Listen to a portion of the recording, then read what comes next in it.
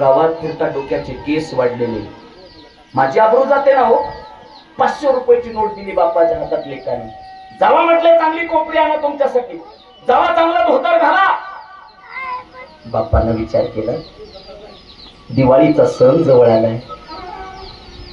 प्रत्येक वर्षी माझी लेक दिवाळीला येते पाखरासारखी उडत. प्रत्येक वर्षी मी माझ्या लेकीला 5000ची साडी घ्यायचं, प्रत्येक वर्षी.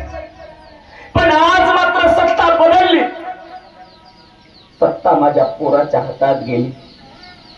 आजही दिवाळीच्या सणाला माझं लेकरू उडतील पक्षासारखं, पिलासारखं माझ्या कुशीत घुसेल माझी लेक. आजही माझी लेक बाबा म्हणून मला हात पाडेल. आजही माझी लेक माझ्या समोर नतमस्तक होईल. मला माहित नाही माझा पोरगा तिला साडी घेईल का नाही, पण हे 500 रुपये मी माझ्या लेकीसाठी ठेवीन.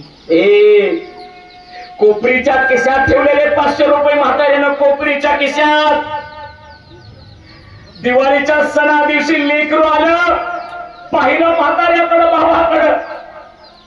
म्हातारा झालेला बाप ज्यावेळेस लेक पाहते ना, त्यावेळेस लेकीच्या डोळ्यात नसरू वाहतात दादा.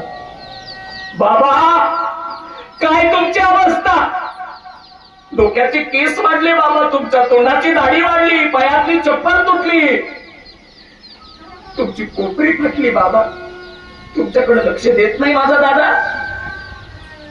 लेकरा, सोन्यासारखा लेख मिळाला मला, सोन्यासारखा.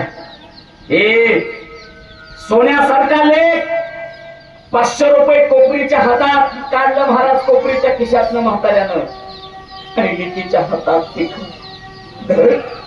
राहू दे 500.